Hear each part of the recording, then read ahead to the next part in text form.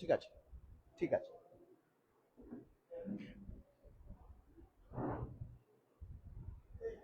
সকলকে নমস্কার জানাচ্ছি এবং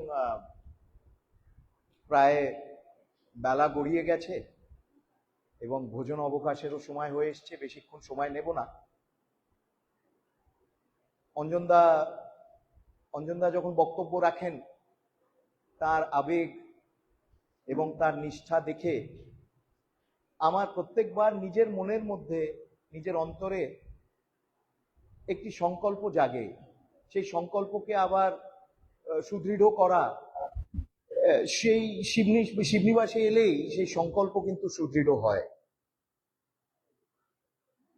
আমি সে বিষয়ে একটু পরে আসছি, কিন্তু শিবনিবাসের একটি বিশেষত্ব, একটি ঐতিহাসিক বিশেষত্ব, অনেক ঐতিহাসিক বিশেষত্ব রয়েছে, কিন্তু তার মধ্যে একটি প্রধান ঐতিহাসিক বিশেষত্ব, সে বিশেষত্ব হচ্ছে যে শিবনিবাসে সারা পশ্চিমবঙ্গের মানুষ যদি আসে, সেখানে তারা একজন ব্যক্তিকে দেখতে পারবে বা তার দর্শনও করতে পারবে বা তার সাথে সাক্ষাৎও করতে পারবে, যিনি একদা ভারতের প্রধানমন্ত্রীকে কাকু বলে সম্বোধন করেছিল।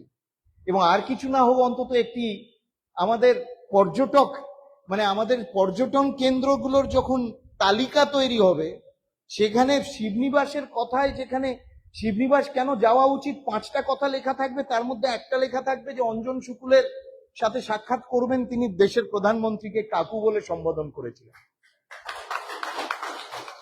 4টিখানি কথা না, যিনি কাকু বলে সম্বোধন করেছিলেন তিনি সেই ক্লাস 9-এর একজন পড়ুয়া। তার ইতিহাস, তার পশ্চিমবঙ্গ, তার শিকড়, তার মাটির প্রতি এমন টান, এমন নিষ্ঠা যে তিনি ভারতের প্রধানমন্ত্রী পর্যন্ত পৌঁছে গেছিলেন। কেন তার এলাকা, তার ভূখণ্ড, তার গ্রামের ইতিহাসকে সংরক্ষণ করতে হবে এবং আগামী প্রজন্মকে সেই ইতিহাস পরিবেশন সঠিকভাবে করতে হবে। তিনি দেশের প্রধানমন্ত্রীর কাছে পৌঁছে গেছিলেন এবং সেই সময় এমন প্রধানমন্ত্রী একজন ছিলেন যিনি বিদ্বান, তার অসাধারণ পাণ্ডিত্য, এন্ড ঠিকই তিনি মারাঠি বলতে পারতেন, তেলেগু বলতে পারতেন, তামিল বলতে পারতেন, উড়িয়া, ব্রহ্মপুর থেকে দাঁড়িয়েছিলেন তিনি সাংসদ হিসেবে, ইলেকশন লড়ে জিতেও ছিলেন। এমন ভাবে উড়িয়া বলতেন, চোখ বন্ধ করে শুনলে মনে হবে যে একজন উড়িয়া ভাষী ভাষণ দিচ্ছেন। এবং বাংলাও বলতে পারতেন। সেই সময় বিরোধী দলনেতা অটল বিহারী বাজপেয়ী। এবং দেশের স্বার্থে প্রত্যেক মুহূর্তে, প্রতিনিয়ত যখনই সেই পরিস্থিতি দেখা দিয়েছে, বিরোধী দলনেতা এবং প্রধানমন্ত্রী এক আসনে এক আওয়াজে কথা বলেছেন। আমি মনে করিয়ে দিচ্ছি যে সেই সুদূর জেনিভাতে, বিদেশে, যখন পাকিস্তান প্রস্তাব পাশ করবে, পাকিস্তান একেবারে নাচরবান্দা সেই ইউনাইটেড নেশনে জেনিভাতে প্রস্তাব পাশ করবে কাশ্মীরকে নিয়ে, তখন এই অটল বিহারী বাজপেয়ীকে বিরোধী দলনেতা এবং তখনকার দিনে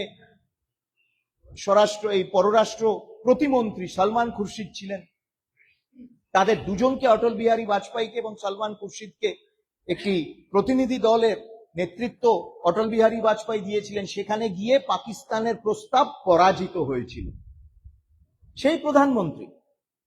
এবং সেই জন্য বলছি যে আজকে যে আমরা এখানে একত্রিত হয়েছি, একটি আলোচনা সভা, এর কিন্তু একটি গুরুত্বপূর্ণ প্রেক্ষাপট রয়েছে। কেন আজকে আমরা বর্তমান পরিস্থিতি, এমন একটি পরিস্থিতি দেখছি যেখানে বারে বারে আমরা দেখছি সংঘাত। এই রাজ্যের কিছু মানুষের এমন মানসিকতা যে তারা ভারতের প্রধানমন্ত্রীকে বলছেন পর্যটক। কেন? প্রধানমন্ত্রী হুগলিতে গেছিলেন একটু নৌকা করে, একদিন 1-8 ঘন্টা একটু হুগলি এবং বিদ্যাসাগর সেতু এবং হাওড়া সেতু পরিদর্শন করে ফিরে এলেন, তাকে বলা হলো পর্যটক। অর্থাৎ পশ্চিমবঙ্গে যদি ভারতের প্রধানমন্ত্রী পর্যটক হয়, তাহলে প্রশ্ন থেকে যাচ্ছে, তাহলে কি পশ্চিমবঙ্গ ভারতবর্ষের একটি অঙ্গরাজ্য, নাকি পশ্চিমবঙ্গ একটি আলাদা দেশ? সেই জন্য বলছি যে আজকে অঞ্জনদা যে কথাটা বললেন, এই কথাই খুব গুরুত্বপূর্ণ।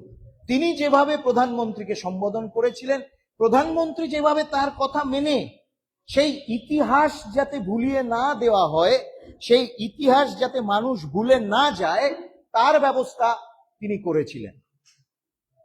এবং সেই জন্য বলছি যে চূর্ণী নদীর সংস্করণ, চূর্ণী নদীর ওপর স্টিলের যে ব্রিজ, বহুদিনের ডিমান্ড, এই সবটাই হবে যদি পরিবর্তন হয় এবং মানসিকতার পরিবর্তন।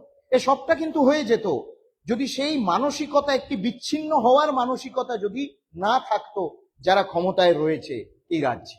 এবং সেই জন্য বলছি যে আজকে এই যে ইতিহাসের কথা অঞ্জনদা বললেন, রানী জ্যোতির্ময় দেবী, শ্যামাপ্রসাদ মুখোপাধ্যায়, এবং সেই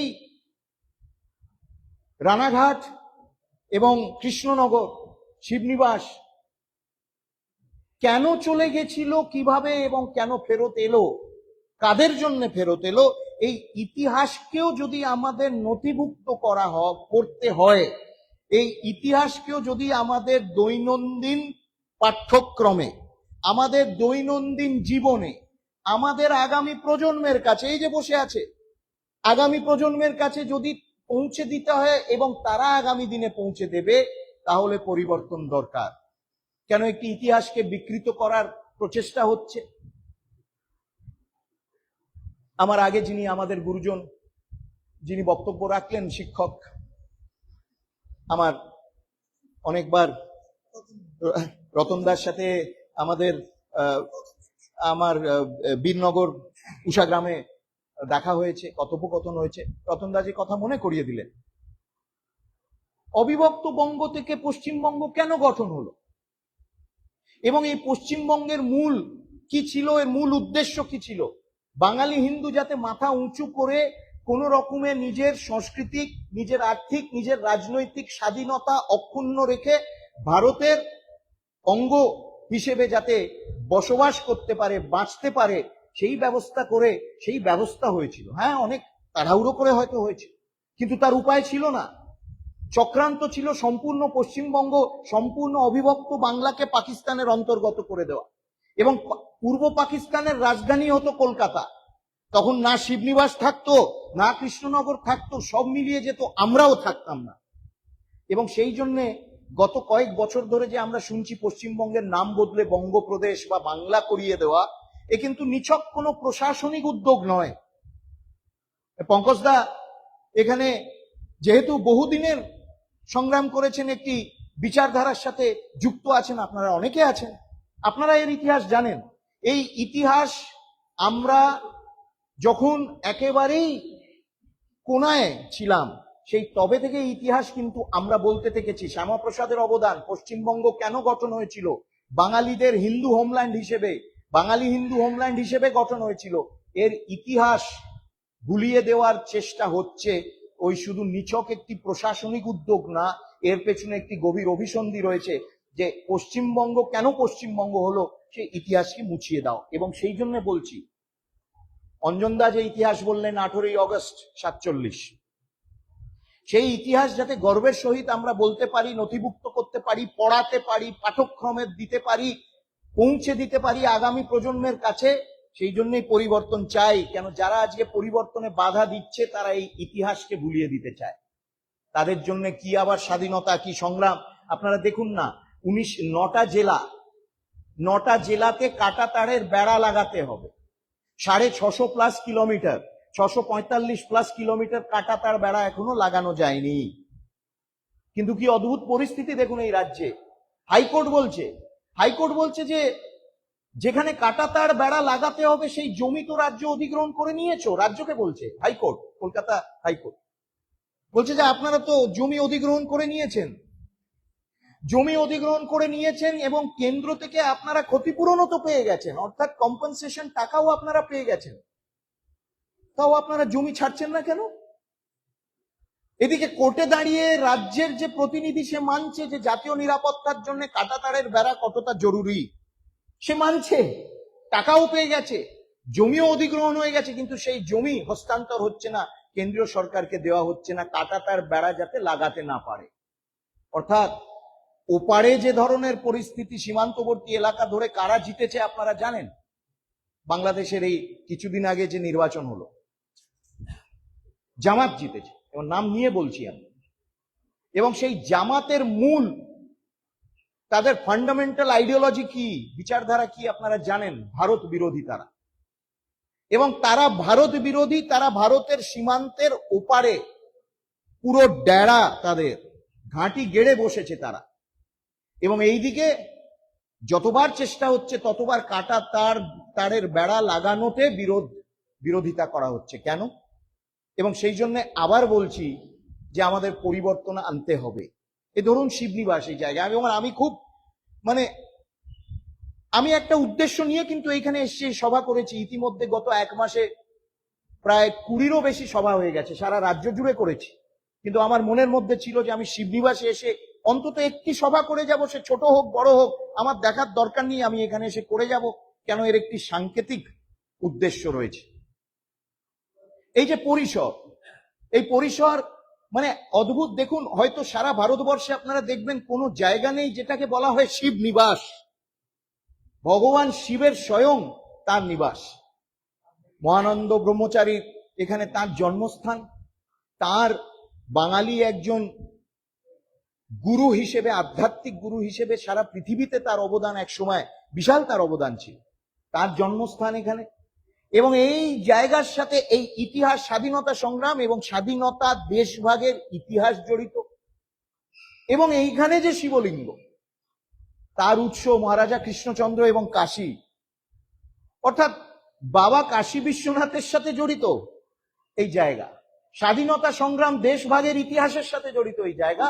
এবং যারা অযোধ্যায় রাম মন্দিরের আমন্ত্রণ পেয়েও অযোধ্যায় যায়নি, প্রত্যাখ্যান করেছিল সেই রাম মন্দির, অযোধ্যার আমন্ত্রণ, দ্বার উদ্ঘাটনের আমন্ত্রণ, তাদের বলে রাখি, তাদের হয়তো কোনো এইসবে ইন্টারেস্ট নেই, কিন্তু এইখানে প্রথম শ্রীরামচন্দ্রের মূর্তি এইখানেই বিরাজমান। অর্থাৎ যারা বাংলা এবং শ্রীরামচন্দ্রকে, বাঙালি এবং শ্রীরামচন্দ্রকে আলাদা করে দিতে চায়, রাম পূজনের প্রথাকে আলাদা করে বারবার তারা সাব্যস্ত করার চেষ্টা করছে যে বাঙালির সামাজিক এবং আধ্যাত্মিক এবং ধার্মিক জীবন থেকে শ্রীরামচন্দ্র আলাদা, তাদের বলবো শিবনিবাস ঘুরে যান, প্রায়শ্চিত্ত করুন, বলবো একবার এখানে ঘুরে যান। এবং সেই জন্য বলছি, আপনারা যদি দেখেন, আমি 3টে উদাহরণ আপনাদের সামনে দিচ্ছি।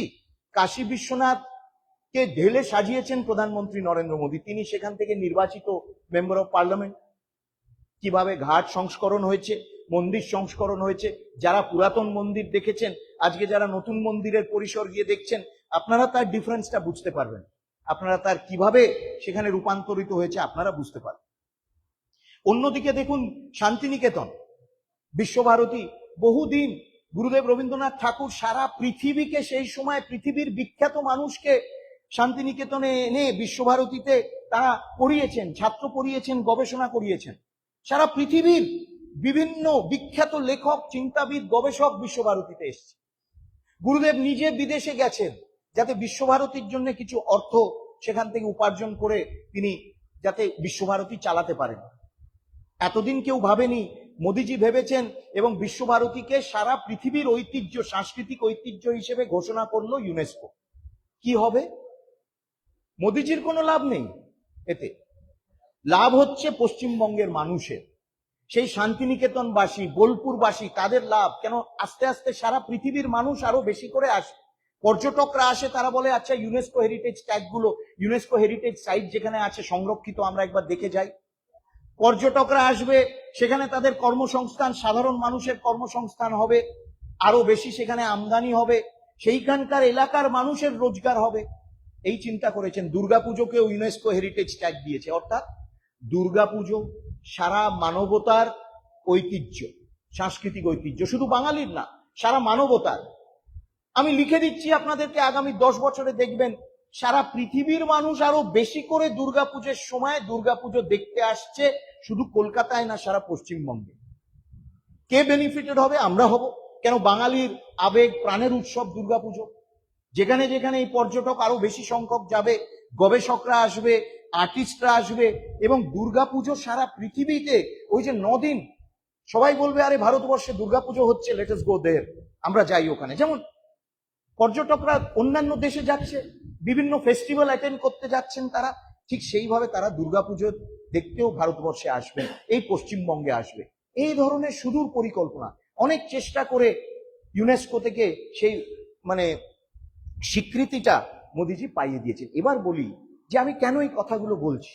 এই 12 বছর উনি এই সব কাজ কিন্তু পশ্চিমবঙ্গকে নজরে রেখে করেছেন।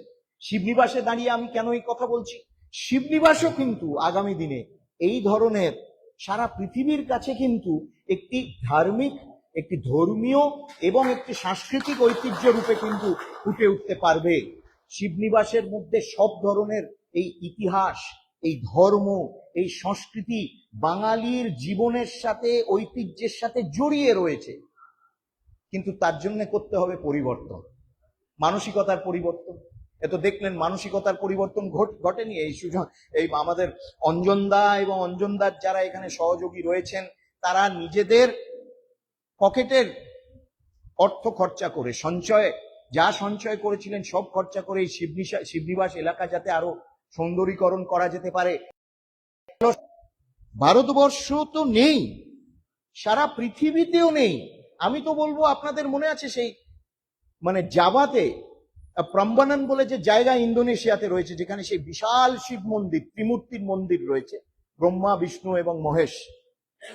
তারপরে এই ধরনের ঐতিহ্যবাহী মন্দির যদি কোথাও থেকে থাকে, শিবলিঙ্গ যদি থেকে থাকে, তাহলে সেটা শিবনিবাস।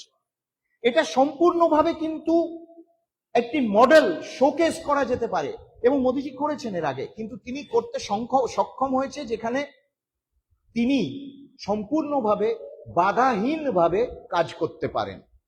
এবং সেই জন্যে আমরা এই আমাদের এই প্রসঙ্গ পশ্চিমবঙ্গ, এই যে ছোট বইটাতে, এই বই পুস্তিকাতে লিখেছি এই বিষয়।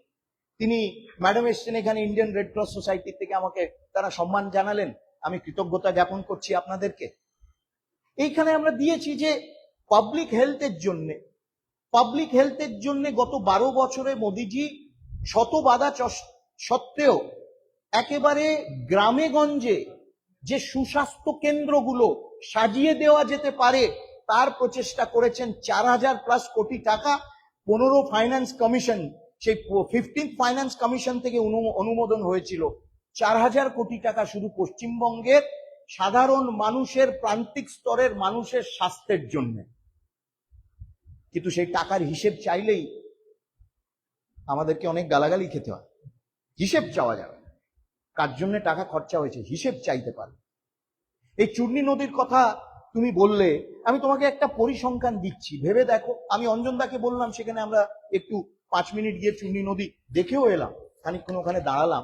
ধরো এই যে গঙ্গার কথা, হুগলির কথা বলি, মোদিজি গেলেন হুগলিতে, সেখানে গিয়ে তিনি মা গঙ্গা এবং গঙ্গার যে আমাদের বাঙালির সামাজিক এবং আমাদের সর্বক্ষেত্রে কিন্তু গঙ্গা মানে জন্ম থেকে শ্রাদ্ধ কোনোটাই কিন্তু আমরা মা গঙ্গাকে দিয়ে বাদ দিয়ে করতে পারি না, আমরা ভাবতে পারি না। সর্বক্ষণ আমরা একদিন, আমি আছে সময় কম বলে আর পড়বো না, দেশবন্ধু চিত্তরঞ্জন দাস, শরৎচন্দ্র চট্টোপাধ্যায় শরৎবাবুর সাথে ফরিদপুর যাচ্ছে, এবং সেই সময় স্টিমারে করে যেতে হতো।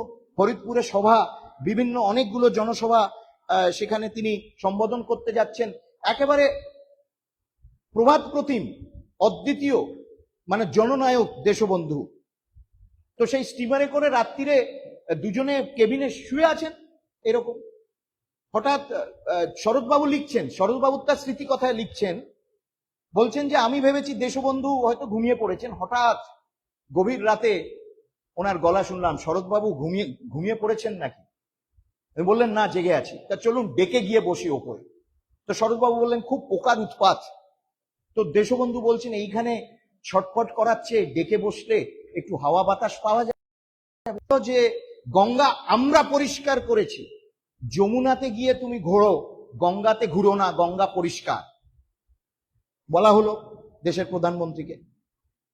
এবার প্রধানমন্ত্রী যে দলের প্রতিনিধিত্ব করেন, সেই দল দিল্লিতে, অর্থাৎ যেখানে যমুনা কুলসিত, সেই দিল্লিতে তার দল কেবলমাত্র 365 দিন ক্ষমতায় আছে, এবং এই 365 দিনের মধ্যে কাজ শুরু হয়ে গেছে পরিষ্করণের। কিন্তু তার দল ক্ষমতায় আসার আগে যে 30 বছর যে দুই দল ক্ষমতায় ছিল তাদেরকে প্রশ্ন করা হলো না, এবং 13 বছর যিনি একটি দল ক্ষমতায় ছিল সেই দলের প্রধানকে আবার প্রচারে ডাকা হচ্ছে কলকাতায়। কে ডাকছেন? ওই পশ্চিমবঙ্গের মুখ্যমন্ত্রী ডাকছেন। কিন্তু এই সভা রাজনৈতিক সভা না। আমি কিছু পরিসংখ্যান দিই, যেহেতু চূর্ণী নদীর বিষয় উঠলো বলে। 2024 সাল ফেব্রুয়ারি মাস, 2024 সাল ফেব্রুয়ারি মাসে ন্যাশনাল গ্রিন ট্রাইব্যুনাল, যেটা বাংলায় কি বলবো, ন্যাশনাল গ্রিন ট্রাইব্যুনাল, জাতীয় সবুজ কোর্ট বা ট্রাইব্যুনাল বলা যেতে পারে, যেটা আমাদের পরিবেশ দূষণ নিয়ে খুব কড়া কড়া মন্তব্য বা পদক্ষেপ নিতে পারে, তার সেই ম্যান্ডেটটা রয়েছে, তার সেই ক্ষমতাটা রয়েছে, পাওয়ারটা রয়েছে। জাস্টিস প্রকাশ শ্রীবাস্তব, চেয়ারপারসন ন্যাশনাল গ্রিন ট্রাইব্যুনালে, তিনি বলছেন যে উত্তর 24 পরগনা, মুর্শিদাবাদ, নদিয়া, মালদা, হুগলি, পূর্ব বর্ধমান, হাওড়া, পূর্ব মেদিনীপুর এবং দক্ষিণ 24 পরগনা, এই প্রত্যেকটা ডিস্ট্রিক্টের ডিস্ট্রিক্ট ম্যাজিস্ট্রেটদের তিনি রিপোর্ট তলব করেছিলেন, এবং জানা গেল যে কোনো ট্রিটমেন্ট প্লান্ট বসানো হয়নি এই জেলাগুলোতে, কোনো ট্রিটমেন্ট প্লান্ট বসানো হয়নি এই জেলাগুলোতে। তারপর তিনি বলছেন, অর্থাৎ এই জেলাগুলোতে যেখানে যেখানে নদী রয়েছে, যেখানে যেখানে মা গঙ্গা যাতায়াত রয়েছে, সেইখানে কোনো ট্রিটমেন্ট প্লান্ট নেই, সব ধরনের আবর্জনা ময়লা গিয়ে গঙ্গায় পড়ছে। তারপর তিনি বলছেন যে খুব মানে একটা সাংঘাতিক মন্তব্য, বলছেন যে গঙ্গার জল এক্সামিনেশন করিয়েছে national green tribunal, is unfit for bathing, মানে কোলিফর্ম ব্যাকটেরিয়া এত বেশি যে সেখানে স্নানও করা যায় না। এটা ন্যাশনাল গ্রিন ট্রাইব্যুনাল বলছে, হুগলির কথা, হুগলির অবস্থা 2024 ফেব্রুয়ারি মাসে। এবং আমি বলছিলাম অঞ্জনদাকে, একথা আমি বারবার বলছি, জানুয়ারি 2023 অব্দি পশ্চিমবঙ্গের খাতে গঙ্গা পরিষ্করণের জন্য নরেন্দ্র মোদীর সরকার 1369 কোটি টাকা বরাদ্দ করে দিয়ে দিয়েছে। তারপর অ্যাডিশনাল প্রজেক্ট তার আগে ডিসেম্বর 2022-এ 1500 কোটি টাকা কেন্দ্রীয় সরকার, নরেন্দ্র মোদীর সরকার পশ্চিমবঙ্গের খাতে 1500 কোটি টাকা দিয়ে দিয়েছে। কিসের জন্য? ওই treatment plant, sewage treatment plant বসানো, জানেন। এবং সেই জন্য বলছি যে অনেক কাজ, অনেক বাধা বিপত্তি সত্ত্বেও মোদীজি চেষ্টা করেছেন। শিক্ষা, স্বাস্থ্য, সংস্কৃতি, পরিকাঠামো, রাস্তাঘাট, এই যে এলাম আমরা কলকাতা থেকে, এই যে হাইওয়ে তৈরি হয়ে গেছে, চিন্তা করা যেত না এই হাইওয়ে, এই কত বছর ধরে, দশক ধরে এই হাইওয়ে যে এইভাবে তৈরি হবে মানুষ মুখিয়েছিল, হয়ে গেল। এবং সেই জন্য এই নদী সংস্করণ, নদী পরিষ্করণ, এই বিভিন্ন যে ডিমান্ড, এটা অন্যের জন্য মনে হবে যে হয়তো ছোট ডিমান্ড, কিন্তু এই চূর্ণী নদীর ওপর এই যে সেতু হবে, এটা এই মানুষ এবং এই এলাকার মানুষ শুধু না, যখন লাখ লাখ পুণ্যার্থীরা এখানে আসে তাদের জন্য কতটা সুবিধে হবে, তখন বোঝা যায় যে এই ধরনের পরিকাঠামো কেন দরকার।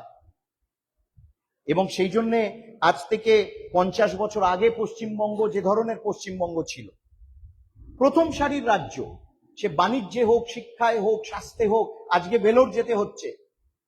আজ থেকে 40 বছর আগে, 30 বছর আগে পশ্চিমবঙ্গে মানুষ আসতো ট্রিটমেন্টের জন্য। কোথায় যাচ্ছে? কলকাতা যাচ্ছে।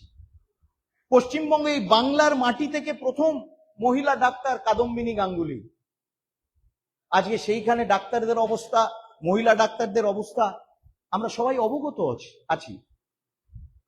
এবং সেই জন্য বলছি যে আমরা এখানে তথ্যভিত্তিক একটি কথাই, বেঙ্গল ম্যাটার্স, পশ্চিম বাংলার প্রগতি, এই পুস্তিকায় আমরা দিয়েছি।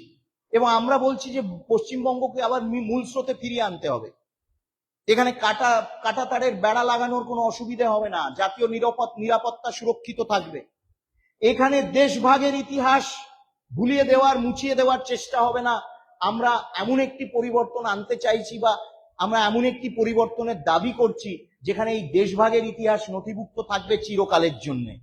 আমরা এমন একটি পরিবর্তনের দাবি করছি যেখানে চুন্নি নদী এমন সংস্করণ হবে, চুন্নি নদীর ধারে এমন ট্রিটমেন্ট প্লান্ট বসানো হবে সেই চুন্নি নদী এবং আদিগঙ্গা তার পুরনো ইতিহাস ঐতিহ্য আবার ফিরে পাবে। আমরা এমন একটি পরিবর্তনের দাবি করছি যে পরিবর্তন হলে কেন্দ্রের সাহায্যে, কেন্দ্রের সম্পূর্ণ সহযোগিতায় শিবনিবাসকে আমরা সারা বিশ্বের মানচিত্রে যাতে আমরা সেই বিশ্বের মানচিত্রে চিহ্নিত করতে পারি, আমরা এই ধরনের পরিবর্তনের কথা বলছি। এবং সেই পরিবর্তন শুধু আপনার আমার জন্য না, আমাদের তো আর আমাদের আর কয়েক বছর, আমাদের এই পরিবর্তন হচ্ছে আগামী প্রজন্মের জন্য পরিবর্তন। এবং সেই জন্যে আমরা এমন একটি সন্ধিক্ষণে দাঁড়িয়ে রয়েছি যে